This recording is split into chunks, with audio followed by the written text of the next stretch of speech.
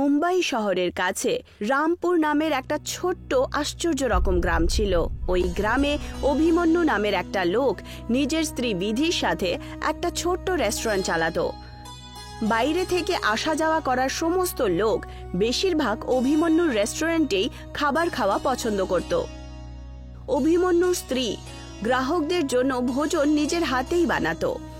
একদিনের কথা, ব্যাংকের ম্যানেজার তারাচন্দ নিজের বউ অনিতার সাথে অভিমন্যুর রেস্টুরেন্টে খাবার খাওয়ার জন্য আসে। তোমার রেস্টুরেন্টের চাউমিনের প্রশংসা তো দূর দূরান্ত পর্যন্ত ছড়িয়ে রয়েছে। আজকে আমার স্ত্রীর চাউমিন খাওয়ার ইচ্ছে হয়েছে, তাই আমি ভাবলাম যে সোজা তোমার রেস্টুরেন্টে নিয়ে আসি। আগে হ্যাঁ অবশ্যই, আসলে ব্যাপারটা হলো গ্রাহকদের জন্য আমার স্ত্রী নিজে খাবারগুলো তৈরি করে। আরে তাহলে দেরি করছেন কেন? তাড়াতাড়ি এক এক প্লেট চাউমিন দিয়ে দিন, পেটের মধ্যে যে ইঁদুর দৌড়চ্ছে। অভিমন্যু খুশি খুশি তারাচন্দ আর তার বউকে এক এক প্লেট চাউমিন দিয়ে দেয়। সত্যি অভিমন্যু, যেমন শুনেছিলাম তেমনই খেলাম। আপনার সাথে আমার একটা কথা বলার ছিল তারাচন্দজি। এই মাসে আমি ব্যাংকের ইনস্টলমেন্টটা দিতে পারবো না। আমার ছেলে মুম্বাই শহরে পড়াশোনা করছে, আর ওর এর মাসে ফিসে জমা করতে হবে। আরে এতে চিন্তা করার কি আছে? হ্যাঁ, তুমি কি কোথাও পালিয়ে যাচ্ছ নাকি? হ্যাঁ, আর এমনিতেই আমি তোমাকে দ্বিগুণ লোন দেওয়ার জন্য তৈরি রয়েছি। আমি তো বলবো যে তুমি তো এই রেস্টুরেন্টটাকে আরো বড় করে তোলো, এটাকে একটা বড় হোটেলে কনভার্ট করে দাও। না না তারা সিংজি, না, আমি আমার এই ছোট রেস্টুরেন্টটা নিয়ে আমি খুশি রয়েছি। আমি আর ব্যাংকের চক্কর কাটতে চাই না বাবা। তারাচন্দ রেস্টুরেন্টের বাইরে বেরিয়ে আসে আর অভিমন্যুর রেস্টুরেন্টের ঠিক সামনে বানানো একটা বড় রেস্টুরেন্টটা দেখে হাসতে শুরু করে। এটা তো অভিমন্যুর রেস্টুরেন্ট থেকে অনেক বড় আর ভালো মনে হচ্ছে। হ্যাঁ হ্যাঁ, এই রেস্টুরেন্টটা তো অভিমন্যুর রেস্টুরেন্টের থেকে অনেক বড় দেখছি। এটা ব্রজেশের রেস্টুরেন্ট, কিন্তু তাও আশেপাশের লোকজন অভিমন্যুর রেস্টুরেন্টের খাবারই পছন্দ করে। ব্যাংক ম্যানেজার তারাচন্দ নিজের স্ত্রীর সাথে কারে বসে চলে যায়। তার কথা অন্য রেস্টুরেন্টের মালিক ব্রিজেশ নিজের চাকরের সাথে ওখান থেকে দাঁড়িয়ে চুরি চুরি শুনছিল। এই যে শুনলে মালিক, একে তো এই ব্যাংকের ম্যানেজারটা আপনার লোনের ফাইলটা রিজেক্ট করে দিল, এখন সে অভিমন্যুর রেস্টুরেন্টের খাবারের প্রশংসা করছে, সেটাও নিজের স্ত্রীর সামনে। আর আমাদের রেস্টুরেন্ট নিয়ে খারাপ খারাপ কথা বললো। যদি এইভাবেই চলতে থাকে না, তাহলে সেই দিন আর বেশি দূরে নয় যে আমাদের রেস্টুরেন্টে আর বড় বড় আর মোটা মোটা তালা ঝুলবে। এই তোমাকে আমি কতবার বলেছি সত্যম যে সব সময় ভালো ভালো কথা বলো? হ্যাঁ, আরে এরকম দিন কখনো আসবে না। আরে কি করে আসবে না মালিক? হ্যাঁ, আপনি দেখুন না, যত দিন যাচ্ছে ততদিন আমাদের রেস্টুরেন্টে গ্রাহকের সংখ্যা কমেই চলেছে। এই কথাটা তুমি একদম ঠিক কথাই বলেছো সত্যম, যে অভিমন্যুর রেস্টুরেন্টের কারণে আমার অনেক লোকসান হচ্ছে, বুঝলে? অভিমন্যুর রেস্টুরেন্টে সমস্ত খাবার ওর স্ত্রী নিজে তৈরি করে। আপনিও আপনার রেস্টুরেন্টের খাবারগুলো তো আপনার স্ত্রীকে দিয়ে তৈরি করাতে পারেন, তাই না? আরে সব কি কথা বলছো তুমি? আমার স্ত্রী তো রান্না করতেই জানে না। গতবারে তুমি নিজে ওর খাবার খেয়েছিলে, আলুর পরোটা মনে আছে? আর পরের দিন তোমার অসুখ করেছিল। হ্যাঁ, সে বিষয়টা কোনো সন্দেহ নেই। তাহলে চিন্তা করো না সত্যম, আমার মাথায় একটা যোজনা রয়েছে। আমি জানতে পেরেছি যে ব্যাংক ম্যানেজার তারাচন্দের ট্রান্সফার কয়েকদিনের মধ্যেই হতে চলেছে। আর নতুন ব্যাংক ম্যানেজার আমার অনেক দূর সম্পর্কের আত্মীয়। অভিমন্যুর রেস্টুরেন্টের সমস্ত পয়সা ব্যাংক থেকেই নিয়েছে, বুঝেছো? আর ওর জমিটাও তো ব্যাংকের কাছেও বাঁধা রয়েছে গো। আমি আমার মাথার মধ্যে থেকে এমন একটা চক্কর চালাবো না যে অভিমন্যু পথে বসবে। তারপর সে নিজের রেস্টুরেন্টে বসে পড়ে। তক্ষুনি ওখানে আশ্চর্য দেখতে একটা ব্যক্তি, যে খুব বাজে একটা কোট পরেছিল, রেস্টুরেন্টে এসে বসে পড়ে। আমার খুব খিদে পেয়েছে বাবা, তাড়াতাড়ি বার্গার, পিৎজা আর একটা ব্ল্যাক কফি নিয়ে এসো। সত্যম সেই ব্যক্তিটাকে দেখে খুব বাজে একটা চেহারা বানিয়ে বলে, তুমি কি আজে বাজে জামা কাপড় পরে রয়েছো? হ্যাঁ, যে চেয়ারের উপরে তুমি বসেছো না, ওই জানো ওই চেয়ারের দাম কত? হ্যাঁ, তোমার জন্য এই চেয়ারটা নোংরা হয়ে গেল যে। আরে কিরকম আজে বাজে কথা বলছো তুমি? তোমার মালিক তোমাকে গ্রাহকদের সাথে সম্মান করতে শেখায়নি? তুমি কি জানো না গ্রাহকদের সাথে কেমন করে কথা বলতে হয়? হ্যাঁ হ্যাঁ, আমাকে শিখিয়েছে তো, আমি সব কিছু জানি গ্রাহকদের সাথে কেমন করে কথা বলতে হয়। আরে গ্রাহকেরা যদি তোমার মতন হয় তাহলে আমি কি বলবো বলো তো? এত ভালো একটা হোটেলে তোমরা চলে এসছো যত সব। ব্যাস ব্যাস, অনেক হয়েছে, তুমি আমাকে অপমান করছো কিন্তু। দেখো, তুমি জানো না যে আমি কে। আর হ্যাঁ, কারোর জামা কাপড় দেখে সেই মানুষের মনুষ্যত্ব নিয়ে কখনো বিচার করতে নেই। কখনো কখনো চোখের সামনে যে সত্যিটা নজর আসে না সেটা সত্যি হয় না। মনে হচ্ছে কোনো পুরনো আজে বাজে একটা সিনেমা দেখে তুমি এখানে এসেছো। তক্ষুনি ওখানে ব্রিজেশ চলে আসে। কি হয়েছে সত্যম? কি সব ঝগড়া করছো তোমরা? আরে দেখুন না মালিক, এই লোকটা কিরকম নোংরা জামা কাপড় পরে এসেছে। ওর কোটের একবার অবস্থাটাই দেখুন না আপনি। এমন মনে হচ্ছে যেন অনেক বছর ধরে কোটটাকে ধোয়নি উনি। তার উপর আবার এই লোকটা আপনার উপরে আরোপ লাগাচ্ছে। আমার উপরে আরোপ লাগাচ্ছে? আমি ঠিক বুঝলাম না। আমাকে বলছে যে তোমার মালিক নাকি গ্রাহকদের সাথে কেমন করে কথা বলতে হয় সেইগুলো তোমাকে শেখায়নি।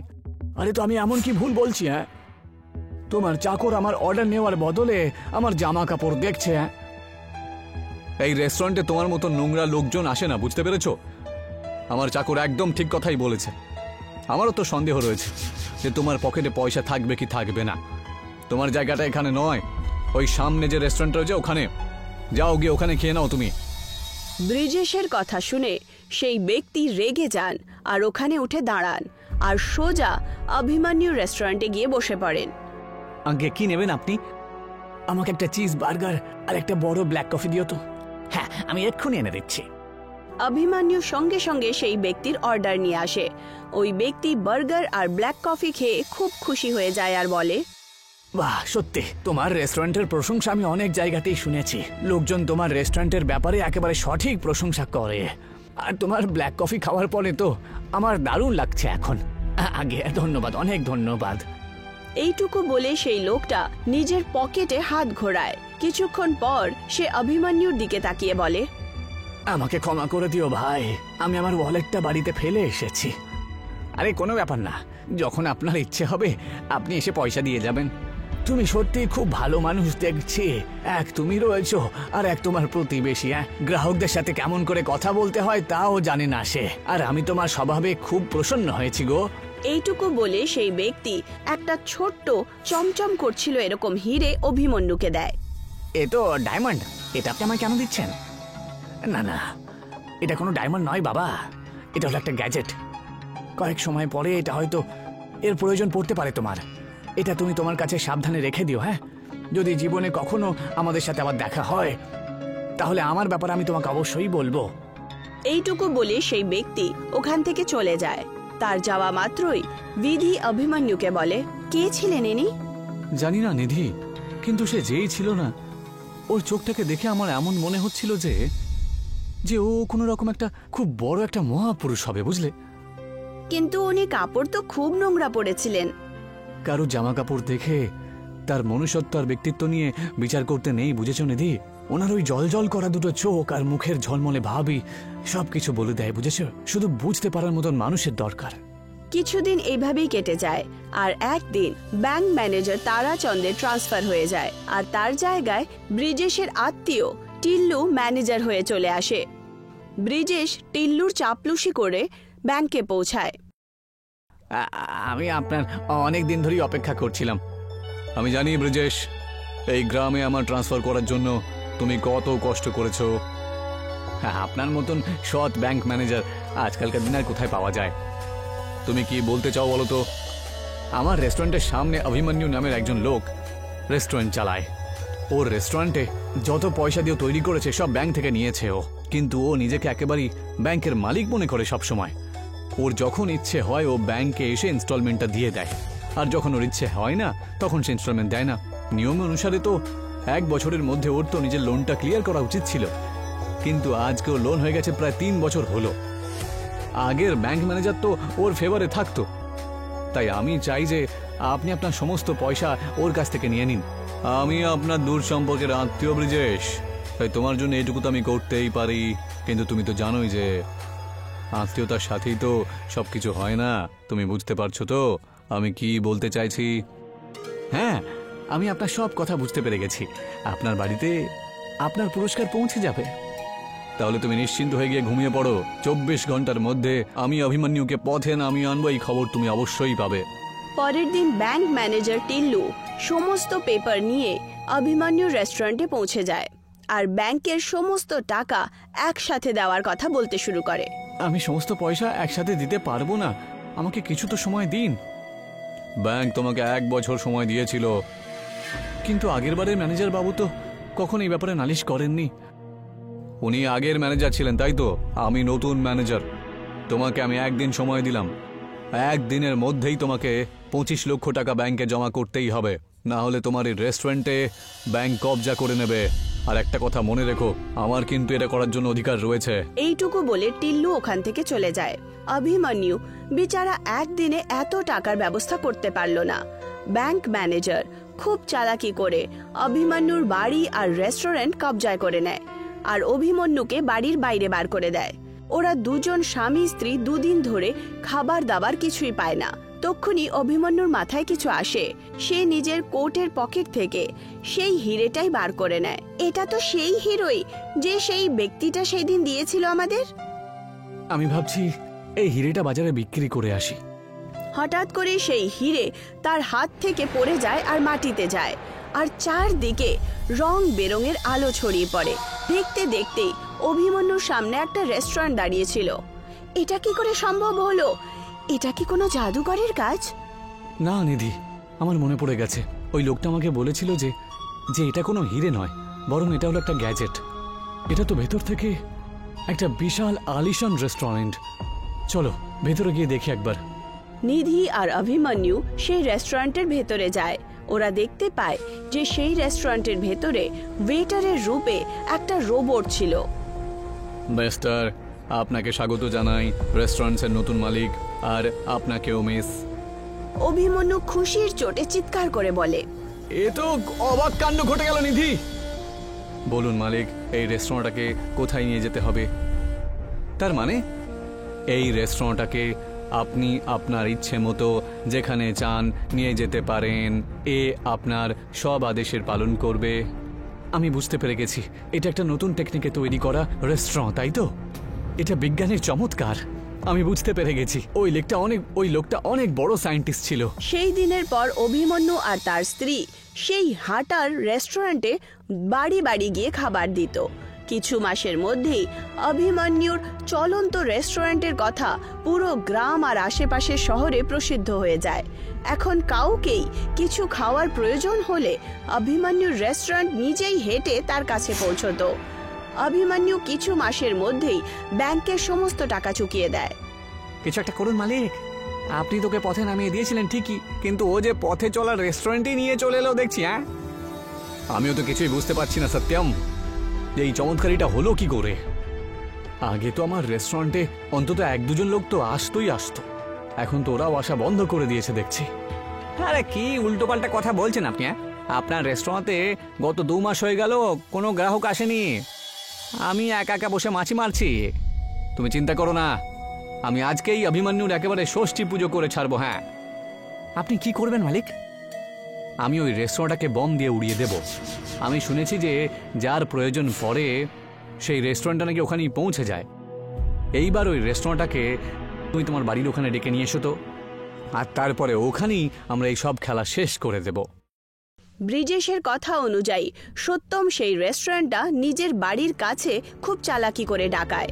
ব্রিজেশ আর সত্যম চুরি করে সেই রেস্টুরেন্টের ভেতরে ঢোকে।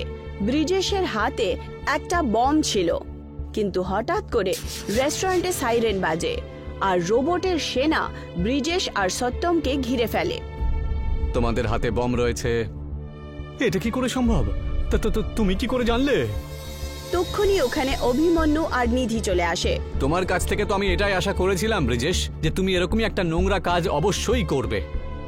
অভিমন্যু এইটুকু বলেই ছিল যে তক্ষুনি ওখানে সেই বাজে কাপড় পরা ব্যক্তি, যে এখন খুব পরিষ্কার পরিচ্ছন্ন কাপড় পরেছিলেন, হাসতে হাসতে আসেন। আমাকে দেখে তোমরা এইভাবে অবাক হয়েও না। আমার নাম হলো প্রফেসর হকিন্স। আমি একজন অনেক বড় সায়েন্টিস্ট। আসলে এই চলমান রেস্টুরেন্টটা তৈরি করতে আমার অনেক সময় লেগেছে। সেদিন আমি এই প্রয়োগে সফল হয়েছিলাম, আর তাই আনন্দের ঠেলায় আমি অভিমন্যুর রেস্টুরেন্টে খাবার জন্য গিয়েছিলাম। কিন্তু বাইরে আমি ব্রিজেশের আর ওর চাকরের কথা লুকিয়ে লুকিয়ে শুনেছিলাম। আমি বুঝতে পেরেছিলাম যে এরা অভিমন্যুর জন্য আগামী দিনে কোনো না কোনো বিপদ অবশ্যই ডেকে নিয়ে আসবে। কিন্তু তুমি চিন্তা করো না, এটা তোমাদেরই থাকবে। আমি এর মতন আরো গ্যাজেট তৈরি করে নেব।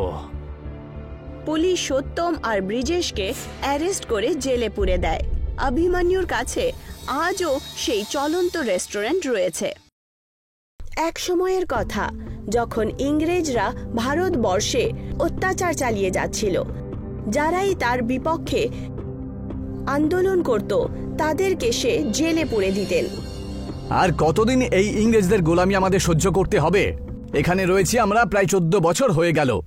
আর কয়েকদিন পরেই আমরা এখান থেকে ছাড়া পেয়ে যাব, কিন্তু তারপর বাইরে গিয়ে আমরা কি করব? আমি তো সবার প্রথম গিয়ে আমার পরিবারের সাথে দেখা করব।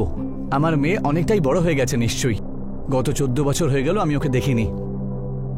কমল আর কোরিয়া ইংরেজদের মিথ্যে আরোপের কারণে বন্দী হয়ে গেছিলেন। পুরো 14 বছর জেলে কাটানোর পর অবশেষে তাদের ছাড়া পাওয়ার দিন চলে গেছিল। দুজনই খুব বেশি খুশি হলো। আমি আশা করছি যে তোমরা সবাই এবার থেকে ভালো থাকবে, আর তোমরা এটা আশা করো যেন আমাদের আর কখনো দেখা না হয়। কমল আর কোরিয়া জেল থেকে ছাড়া পেয়ে সঙ্গে সঙ্গে নিজের বাড়ি যায়। দুজনই একই গ্রামে থাকতো। কমল নিজের পরিবার, নিজের মেয়ে পায়েলের সাথে দেখা করার জন্য খুশি খুশি যায়, কিন্তু যেই মাত্র ও ঘরে যায় সেখানে গিয়ে দেখে যে ওখানে একটা ভাঙাচোরা বাড়ি রয়েছে। সুষমা, বিদ্যা, কোথায় আছো তোমরা দুজন? দেখো আমি এসে গেছি। কিছুক্ষণ পর্যন্ত আওয়াজ লাগানো সত্ত্বেও ওখানে কেউ আসে না। তক্ষুনি গ্রামের একজন কাকু এসে কমলকে বলে, কে বাছা তুমি? আর তুমি কাকে ডাকছো? আরে ভবঘুরে কাকা, আপনি? আপনার তো দেখছি অনেক বয়স হয়ে গেছে, আমাকে চিনতে পারছো না? আমি কমল, আজকেই জেল থেকে ছাড়া পেয়েছি। আরে এসো এসো কমল বাবা, এসো। তোমার শরীর কেমন আছে এখন? আরে সেসব বাদ দাও, আমাকে একটা কথা বলো তো, যে আমার স্ত্রী আর আমার মেয়ে কোথায়? আমি আর ওদেরকে না দেখে আমি আর থাকতে পারছি না। কি আর বলবো বাছা, তোমার জেল যাবার পরে তোমার বাড়ির অবস্থা খুবই খারাপ হয়ে যায়। সুষমা বেচারি লোকেদের বাড়িতে ঝাড় দেওয়া, বাসন মাজার কাজ করত, আর তোমার মেয়েটা পড়াশোনা করতে চাইছিল। ঈশ্বর আমার পরিবারকে অনেক কষ্ট দিয়েছে যাতে আমার পরিবার আগের মতন ভালো হয়ে যায়, কিন্তু ওরা দুজন কোথায় গেল? তোমার মেয়ে আর তোমার স্ত্রী আমাদের গ্রামের ওই জঙ্গলের কাছেই থাকে। আজকাল সুষমা ওখানে গাছের কাঠ কেটেই সংসারটা চালায়, বুঝেছো? যাও গিয়ে দেখা করে নাও। কাকুর কথা শোনা মাত্রই কমল নিজের পরিবারের সাথে দেখা করতে জঙ্গলের রাস্তায় বেরিয়ে পড়ে। আর ওখানে গিয়ে নিজের পরিবারকে খুব খারাপ অবস্থায় দেখে তার চোখ থেকে অশ্রু ঝরতে শুরু করে। সুষমা, দেখো আমি এসে গেছি, চলো বাড়ি চলো। এখন এসেছো তুমি, যখন আমাদের পরিবারই বেঁচে নেই? আর কি করব এই ঘরে গিয়ে আমরা? ওখানে খাবার দাবারও নেই, আর থাকার জন্যও জায়গা নেই। আরে তুমি সে নিয়ে চিন্তা করো না, আর আমার সঙ্গে চলো, আর পায়েলকেও সাথে নিয়ে নাও। না বাবা, আমি তো তোমাকে বাবা বলতেও লজ্জা পাচ্ছি। সবাই আমাদেরকে কথা শুনিয়ে শুনিয়ে এরকম অবস্থা করে দিয়েছে। এখন তুমি আমার সাথে তখনই দেখা করো যখন তুমি ভালো মানুষ হয়ে যাবে। কমল নিজের পরিবারকে এই অবস্থায় দেখে নিল। ও ওখান থেকে চুপচাপ দুঃখ পেয়ে চলে যায়, আর সমস্ত কথা কোরিয়াকে বলে দেয়। আমি জানি বন্ধু যে আমরা দেশের জন্য জেলে গেছি, আর সেই দেশ আমাদের আজকে এই অবস্থা করেছে। আচ্ছা, আমরা কোথাও গিয়ে যদি কাজ খুঁজি, তাও না কোথাও একটা ব্যবস্থা নিশ্চয়ই হয়ে যাবে, কোনো একটা কাজ তো পাবোই। কমল আর কোরিয়া অনেক জায়গায় চাকরি খুঁজতে যায়, কিন্তু ওদের জেল যাওয়ার খবর শুনে ওদেরকে কেউ কাজ দিত না। সব জায়গাতেই আমরা ভালো করে খুঁজে নিয়েছি, কোথাও কোনো কাজ বাজ নেই। চ, আমরা ওই দিকটা দেখি, ওখানে একটা ভোজনালয় দেখতে পাচ্ছি, গিয়ে দেখি না যদি কোনো কাজ আমরা পেয়ে যাই ওখানে। কমল আর তার বন্ধু ওখানে গিয়ে কাজ চাওয়ার চেষ্টা করে। তখন ওখানকার মালকিন ওদেরকে বলে, চলে যাও এখান থেকে, তোমাদের চোরের উপরে কি করে ভরসা করব? এখানেও যদি কোনো লুটপাট করো তখন চলে যাও এখান থেকে। কোরিয়া আর তার বন্ধু ওখান থেকেও নিরাশ হয়ে ফিরে আসে। অনেক দিন পর্যন্ত চেষ্টা করার পরও ওদের হাতে কিছুই লাগে না। তখন কমল বলে, এই সব কিছু ওই জেলের জন্যই হচ্ছে, না আমরা জেলে যেতাম না এসব কিছু হতো। তাহলে চ ওই জেলের কাছেই। কমল আর কোরিয়া ওই জেলের কাছে যায়, যেখানে তারা 14 বছর ধরে থাকতো। আর ওখানে গিয়ে ওই ইংরেজ জেলারকে বলে, তুমি আমাদের শুধু 14 বছর জেলে পুরে রেখেছিল, আর সেই কারণে আমাদের কাছে এখন না কোনো কাজ আছে, আর না কোনো খাবার আছে, আর না আমাদের পরিবার। আরে পরিবারের লোক আমাদের সঙ্গে দেখা করতেই ভয় পাচ্ছে। তোমাদের মতন দুজন চালানার কয়েদি আবার এই জেলে চলে এসেছো। তোমরা কি চাও বলো তো? তোমাদেরকে আমরা কি দেব? আপনি আমাদের কাজ দিন, আর কি, না হলে আমরা তোমাকে ছাড়বো না। আরে তোমাদের সাথে দেখা করে আমার মাথা খারাপ হয়ে গেছে। সব সময় তোমাদের মতন কয়েদিরা এখানে এসে কাজের জন্য ভিক্ষা চায়। কি বললেন? আমাদের মতন আরো কেউ আছে? আচ্ছা বলতে পারবেন ওরা কোথায় রয়েছে? আরে নিজে গিয়ে খুঁজে নাও, আমি তোমাদের চাকর নয়।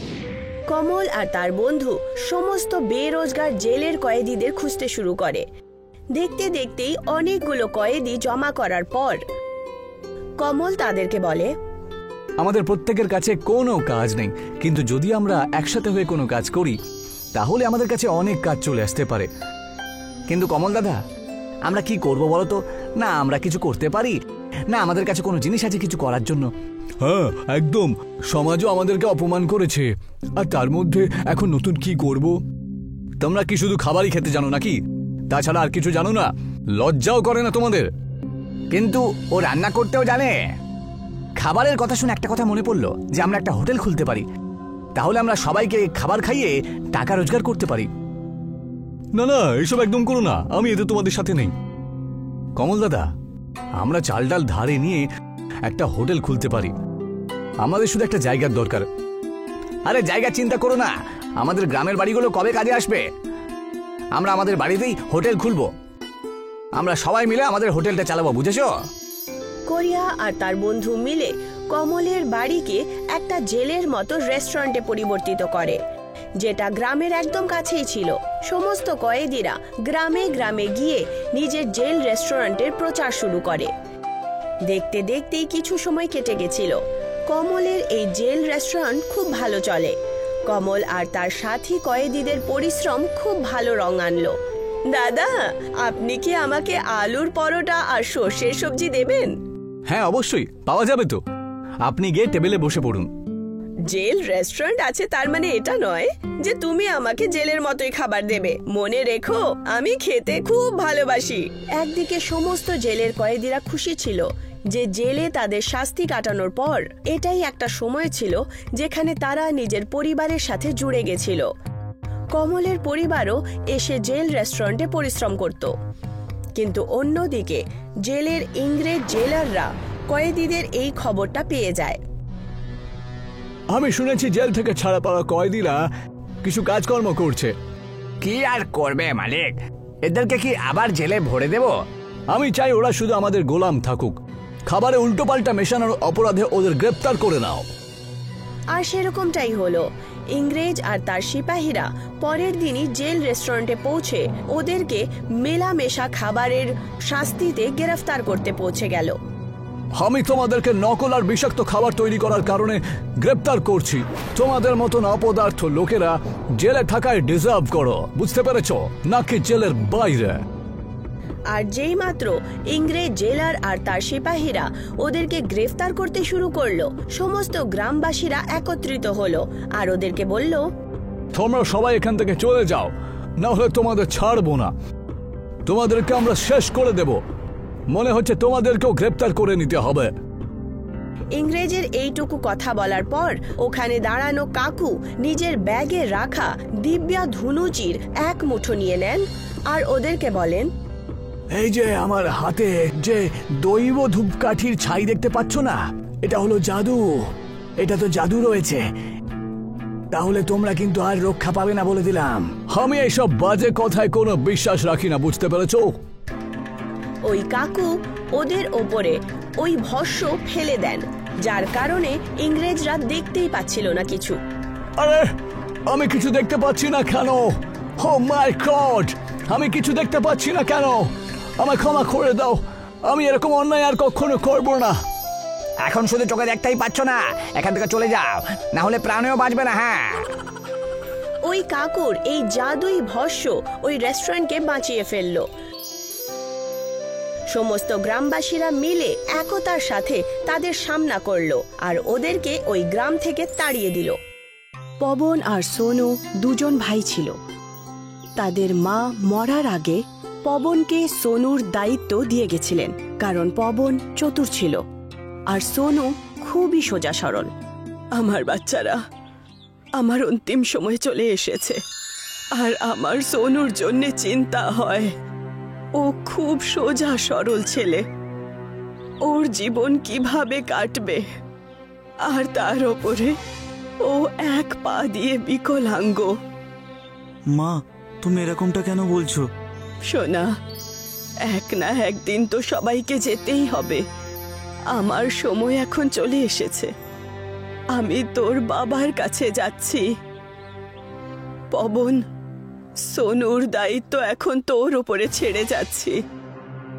আমাদের যে ক্ষেত আছে তার মধ্যে খেতি করিস তোরা, আর নিজের জীবন যাপন করিস, আর সোনুর ধ্যান রাখিস। এটা বলে সোনুর মায়ের মৃত্যু হয়ে গেল। সোনু খুব দুঃখ পেল। পবনেরও মায়ের যাওয়ার পরে খুব কষ্ট হলো, কিন্তু ও খুব খুশিও হলো যে ওর কাছে ক্ষেতের একটা ছোট্ট টুকরো চলে এসেছে, আর এখন ওর জীবন যাপন খুব ভালোভাবে হবে। মা তো চলে গেল, কিন্তু সব দায়িত্ব আমার কাঁধার ওপর চেপে দিয়ে গেল। এই ল্যাংড়া সোনুকে নিয়ে আমি কতদিন সামলাবো? আমারও পরিবার হবে, আমারও বাচ্চা হবে। আমি সারা জীবন ধরে একে সামলে নেবো নাকি? না, আমি এরকমটা হতে দেবো না। পবন ভাবছিল যে ও সোনুকে নিজের থেকে দূরে কিভাবে করবে। তক্ষুনি ওর শয়তানি মাথায় একটা বুদ্ধি এলো, আর ও সোনুকে আওয়াজ দিল। দেখ সোনু, মা আমাদের ছেড়ে চলে গেছে, এখন তোর দায়িত্ব আমার কাঁধে। এত বড় একটা ক্ষেত, সেটা আমি কিভাবে একা সামলাবো? আমি তো খেতেও করতে পারি না। এত বড় ক্ষেতে আমি চাষবাস করব কি করে? সেটা তো আমি করতেও পারি না। তার কারণ আমি মায়ের সঙ্গে কোনোদিন চাষবাস দেখেইনি। তুই সব সময় মার সঙ্গে থাকতিস। মা আমাকে চাষবাস করতে দিতই না, আমাকে সব সময় পড়াশোনা করতে বলতো। দাদা, তুমি চিন্তা কেন করছো? আমি পুরো ক্ষেত সামলে নেব, তুমি তোমার পড়াশোনায় মন দাও। সোনু, তুই কত ভালো। তুই চাষবাদের দায়িত্ব নিয়ে আমার মাথার ওপর থেকে অনেক বড় একটা চাপ সরালি। তুই জমি জমা সামলা, আর আমি পড়াশোনার দিকে মন দিই। তুমি নিশ্চিন্ত হয়ে যাও, আমি এখন খেতে যাচ্ছি। সোনু কড়া রোদে খেতি করতে শুরু করে। ও খেতে ছোলার ডাল আর আটার চাষ করে, যা খুব ভালো ফসলের রূপে রূপান্তরিত হয়। তাকে দেখে সোনু খুব খুশি হচ্ছিল, কারণ ওর পরিশ্রম এখন কাজে লাগবে। ও দৌড়ে দৌড়ে পবনের কাছে যায়। আরে আসতে আয়, এত ব্যস্ত কিসের? এমন কি ঘটনা ঘটলো যে তুই এত জোরে জোরে আসছিস? এমনিতে তো চলতেও পারে না, আর এখন দেখো হাওয়ার বেগে চলে আসছে। দাদা, এত সুখবর এনেছি। দেখো, আমার পরিশ্রম কাজে লেগেছে। দেখো ফসল কত সুন্দর হয়েছে, একদম সোনার মতো হাওয়ায় বইছে। ছোলার ডাল আর আটার ফসল খুব ভালো হয়েছে দাদা। তাই নাকি? সত্যি সত্যি? পবন যখন খেতে আটা আর ছোলার ডালের ফসল দেখলো, তখনও খুব খুশি হলো, আর তার মনে লোভ চলে আসে। এই সোনু যদি এখানে থাকে, তাহলে এর অর্ধেক ভাগ আমাকে দিতে হবে। আমি অল্প কিছু ছোলা আর গম দিয়ে একে তাড়িয়ে দিই। দেখ সোনু, তুই অনেক পরিশ্রম করেছিস, এটা খুব ভালো কথা। আমি কতদিন তোর বোঝা বইব? তুই তোর ভাগের ছোলা আর গম নিয়ে তুই এখান থেকে বেরিয়ে যা। দাদা, তুমি এরকম কেন বলছো? মা তোমাকে আর আমাকে একসাথে থাকতে বলেছিল। মা এখন এই দুনিয়ায় নেই, তাই তুইও এখন আমার জীবন থেকে চলে যা।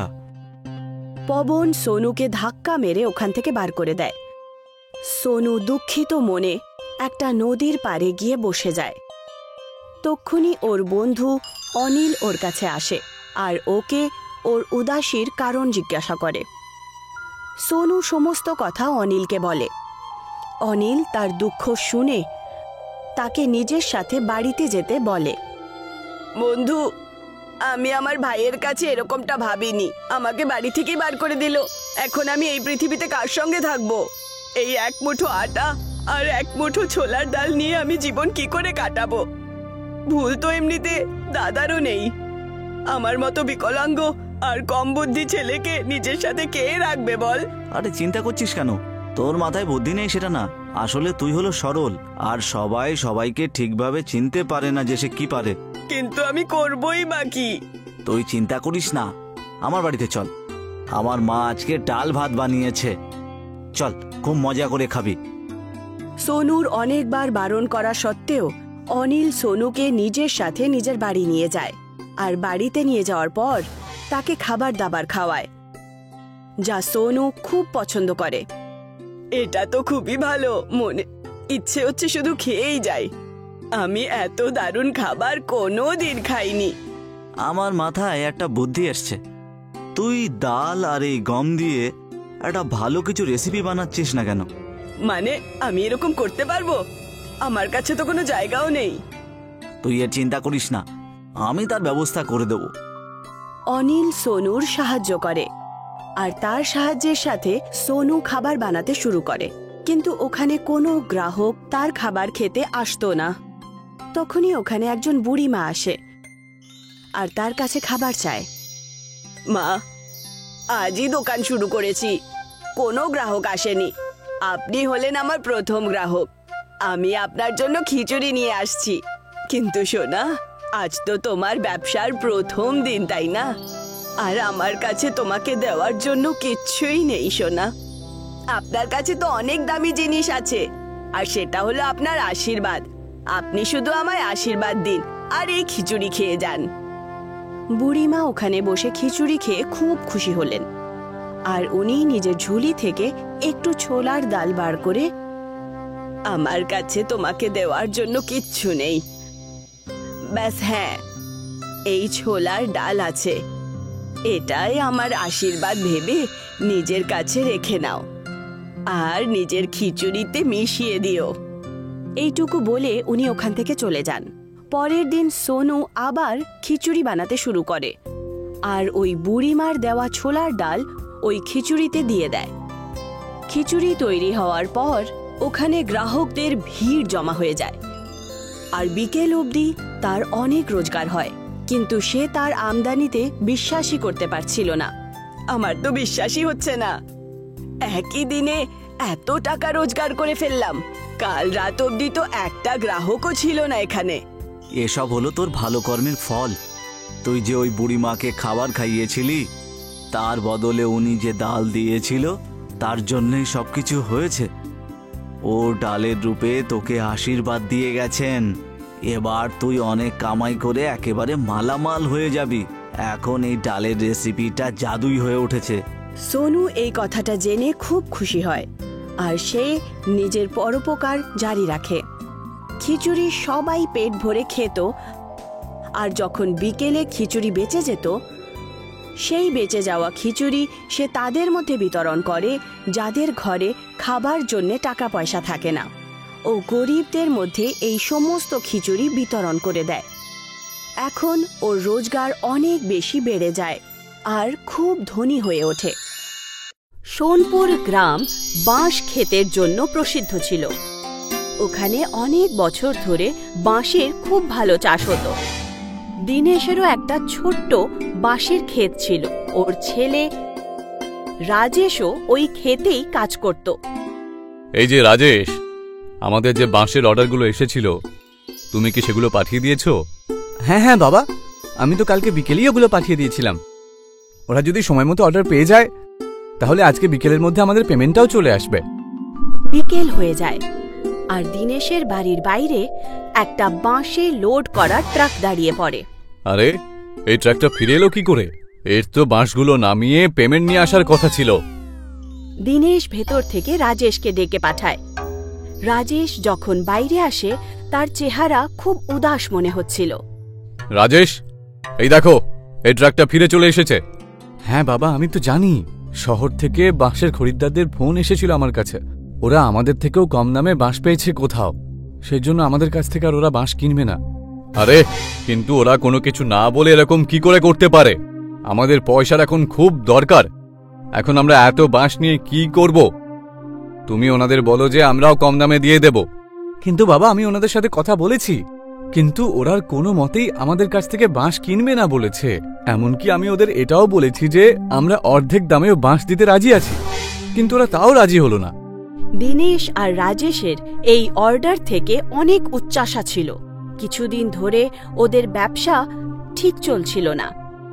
আর এখন এত বড় অর্ডারের ফেরত চলে আসার পর ওদের সামনে ওরা অন্ধকার দেখতে পাচ্ছিল।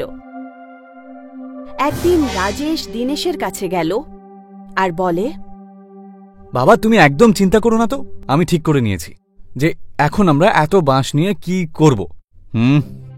তা তুমি এখন কি করবে খোকা? আমি কি যে করি কিছুই বুঝতে পারছি না এখন। আমি আমার সব বন্ধুদের কাছে সাহায্য চাওয়ার চেষ্টা করেছি, বুঝেছো, কিন্তু কেউ সাহায্য করতে রাজি হয়নি। এখন প্রত্যেকেরই পরিস্থিতি খুব খারাপ। মার্কেটে বাঁশের দাম দিনের পর দিন নিচে চলে যাচ্ছে। আরে হ্যাঁ বাবা, এই জন্যই তো আমি ঠিক করেছি যে আমরা আর এই বাঁশের ব্যবসা করব না। আরে আমাদের কাছে আর কি আছে বলো তো খোকা, আমরা আর কি করতে পারি? আরে বাবা, এবার আমরা পিৎজা তৈরি করব। কি পিৎজা? সেটা কিভাবে? বাবা, আমার বন্ধু শহর থেকে ফোন করেছিল, আমি ওকে আমার অবস্থার কথা বললাম, তখন ও আমাকে একটা খুব ভালো উপায় বলল। শহরে পিৎজা নাকি খুব বেশি বিক্রি হয়, নানান রকমের পিৎজা পাওয়া যায়। ওখানকার ইয়াং লোকেরা নাকি বাঁশের পিৎজা খেতে খুব ভালোবাসে। এটা আসলে বাঁশের ভেতরটা ফাঁপিয়ে নিয়ে পিৎজা বানানো হয়, বুঝেছো? আমরাও বাঁশের পিৎজার ব্যবসা শুরু করে দিই। কিন্তু খোকা, আমরা তো এর ব্যাপারে কিছুই জানি না, তাই না? বাবা তুমি চিন্তা করো না, আমার বন্ধু আমাকে বলেছে সব রকম সাহায্য আমাকে করবে। রাজেশ দীনেশের সাথে মিলে বাঁশের পিৎজা বানানোর সমস্ত প্রস্তুতি নিচ্ছিল, আর তারপর আস্তে আস্তে বাঁশের পিৎজা বানানো শিখে যায়। তারপর ও নিশ্চিত করে যে ও একটা দোকান খুলবে। রাজেশ আর দীনেশ মিলে বাঁশ দিয়েই নিজেদের একটা ছোট্ট হোটেল বানায়, আর ওই হোটেলের দরজা থেকে শুরু করে জানালা, টেবিল, চেয়ার সবকিছু বাঁশেরই তৈরি ছিল। শুরুতে ওদের হোটেলে কোনো লোক আসতো না, কিন্তু একদিন কলেজের দুটো ছেলে ওদের হোটেলে আসে। আরে বাহ সুরেশ, বাহ কি সুন্দর হোটেলটা, তাই না? এটা তো পুরো বাঁশ দিয়ে তৈরি রে, আর এখানে লেখা রয়েছে আমাদের স্পেশালিটি বাঁশের পিৎজা। এবার চ তাহলে আমরাও একটা বাঁশের পিৎজা ট্রাই করে দেখে নি। হ্যাঁ হ্যাঁ চ চ, আমি অর্ডার করছি। সুরেশ আর বিবেক দুটো বাঁশের পিৎজার অর্ডার দেয়। আরে বিবেক, তুই লক্ষ্য করলি এখানকার সব চেয়ার টেবিলও দেখছি বাঁশ দিয়ে বানানো হয়েছে, আর দেখ না এই বাঁশ দিয়ে কি সুন্দর ডিজাইনও করা হয়েছে। হ্যাঁ রে, আজকালকার এই প্লাস্টিকের জামানায় এই ইকো ফ্রেন্ডলি হোটেলটা কিন্তু সত্যিই দারুণ। এইভাবেই কিন্তু আমাদের সবার ইকো ফ্রেন্ডলি জিনিসের ব্যবহার করা উচিত। আমি এই হোটেলের মালিকের সাথে কথা বলি বরং, যে উনি এরকম হোটেল বানানোর প্রেরণা কোথা থেকে পেলেন। বিবেক আর সুরেশ দীনেশকে ডেকে ওনাকে কিছু প্রশ্ন জিজ্ঞেস করে। না না, মানে সত্যি আপনার হোটেলটা দারুণ, আপনি এসব কি করে করলেন বলুন তো? দীনেশ ওই দুজনকে নিজের পুরো কাহিনীটা শোনায়। বিবেক আর সুরেশের দীনেশের এই কাহিনীটা খুব পছন্দ হয়। আচ্ছা, আপনার বিজনেস কি ঠিকঠাক চলছে? মানে আপনার কি সঠিক লাভ হচ্ছে? দেখো, এই মুহূর্তে তো আমাদের এখনো লাভ সেরকম হয়নি, তবে আমার পুরো বিশ্বাস যে আমরা পরে অবশ্যই লাভ করবই করব। হ্যাঁ, একদম আলাদা রকম কিছু করেছেন, আপনার লাভ নিশ্চয়ই হবে। আমরাও আপনার সাহায্য করতে চাই। আমাদের একটা ইউটিউব চ্যানেল আছে, ওতে আমরা নতুন নতুন জিনিস দেখাই। আপনি যদি চান তাহলে আপনার হোটেলের ব্যাপারে আমরা আমাদের ইউটিউব চ্যানেলে দেখাতে চাই, আর ইনস্টাগ্রামেও দেখাতে চাই আপনার হোটেল। তাহলে বাইরে সবাই আর কলেজের স্টুডেন্টরাও মোটামুটি সবাই আপনার হোটেলের ব্যাপারে জানতে পেরে যাবে, আর আপনি এতে অনেক লাভবানও হবেন। সুরেশ আর বিবেক ওখানকার বাঁশের পিৎজা খায়। দুজনেরই ওই পিৎজাটা খুব পছন্দ হয়। দুজন নিজের কলেজের ফ্রেন্ডসের জন্যেও বাঁশের পিৎজা প্যাক করিয়ে নেয়, আর তারপর পরের দিন ওরা পুরো টিম নিয়ে ওদের হোটেলের বাইরে একটা ভিডিও বানায়, আর বাঁশের পিৎজা বানানোর রেসিপিটাও শুট করে নেয়। আর তারপর সেই ভিডিওটা ওরা নিজের ইউটিউবে আপলোড করে দেয়। আরে তোমরা আমার সাহায্য করার জন্য এসেছো, আরে এর জন্য তো আমি তোমাদের কাছে কৃতজ্ঞ। আরে না না আঙ্কেল, এরকম নতুন জিনিসগুলোই তো আমরা প্রমোট করতে চাই, আমাদের কাজ। আজকালকার দিনের যুব সমাজকে এরকম ইকো ফ্রেন্ডলি আর পরিবেশের ক্ষতি করে না জিনিসগুলোর দরকার সবচেয়ে বেশি রয়েছে। এই ভিডিও থেকে আমাদের যা লাভ হবে সেটা আমরা আপনাকে দিয়ে দেব। আরে বিবেক, দেখ এই বাঁশের পিৎজার রেসিপিতে তো দেখছি 1 ঘন্টার মধ্যেই 1 লক্ষ ভিউ চলে এসেছে, আবার তার উপর 10,000 লাইক আর 1000 কমেন্টও চলে এসেছে। এখনো পর্যন্ত আমাদের ইউটিউব চ্যানেলে সবচেয়ে পপুলার ভিডিও হয়ে গেছে এটা। এবারে ইকো ফ্রেন্ডলি বাঁশের পিৎজার ব্যাপারে অনেক লোকেরা জানতে পেরে যাবে। আঙ্কেল, এবার আপনি ফেমাস হতে চলেছেন। আর তারপর বাবা আর ছেলের দ্বারা তৈরি করা এই বাঁশের হোটেল খুব ফেমাস হয়ে যায়। আর আস্তে আস্তে ওরা মিলে অন্য শহরেও নিজের ব্রাঞ্চেস খুলে দেয়। আর এই ইকো ফ্রেন্ডলি বাঁশের হোটেল পুরো দেশ পছন্দ করতে শুরু করে দেয়।